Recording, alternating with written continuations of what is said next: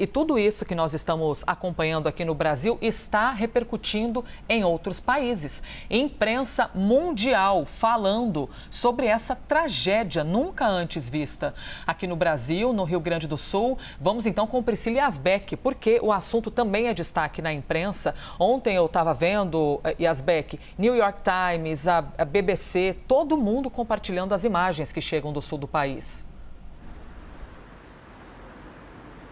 Exatamente, Elisa. Então, diversos jornais internacionais, você falou do New York Times, americano, já fez reportagens extensas, inclusive, sobre a situação no sul do país e os jornais trazem, inclusive, atualizações sobre a situação nesse domingo. Vou começar falando sobre o francês Le Monde, que diz que no sul do Brasil, mais de 70 pessoas continuam desaparecidas após enchentes mortais.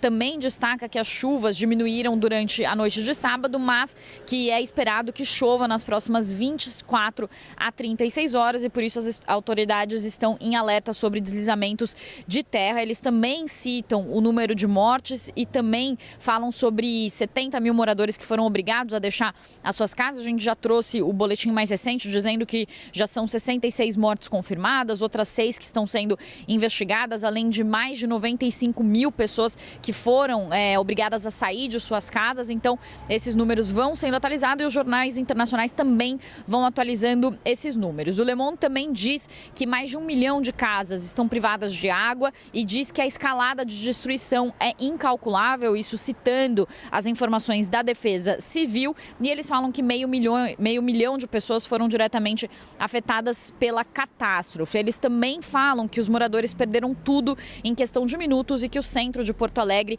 que é a moderna capital do estado onde vive 1 milhão e 400 mil pessoas, foi completamente inundada. Então, esses são alguns dos destaques do francês Le Monde. Também a britânica BBC traz informações e atualizações sobre a tragédia no sul, falando que deslizamentos de terra e enchentes matam dezenas de pessoas no Brasil. Eles vão citando também alguns números que foram informados pela Defesa Civil e eles falam também sobre a questão climática, dizendo que esse evento extremo foi causado por uma rara combinação de temperaturas acima da média, alta umidade e também ventos fortes. Eles também falam que quase 500 cidades, mais da metade das 500 cidades do estado, das 497 cidades do estado foram afetadas pelas tempestades e eles também citam que as tempestades causaram deslizamentos de terra e o rompimento parcial da barragem da usina 14 de julho, que fica entre Cotiporã e Bento Gonçalves, e também falam dos riscos de rompimento também de outras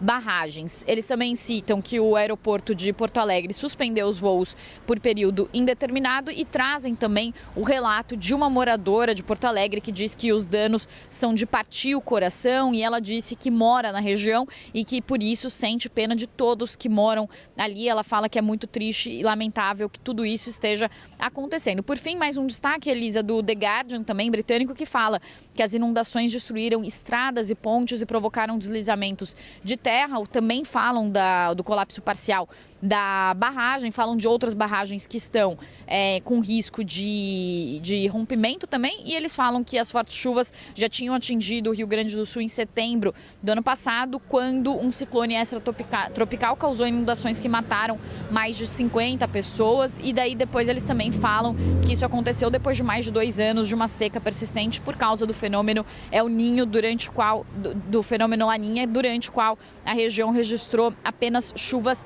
escassas. Então, Elisa, só para finalizar aqui, na cobertura internacional tem um destaque muito grande também os fenômenos naturais e os eventos extremos, e eles falam muito sobre como o aquecimento global acaba agravando e tornando mais frequentes esses eventos. Eu volto com você. Muito obrigada, Priscila Yazbek.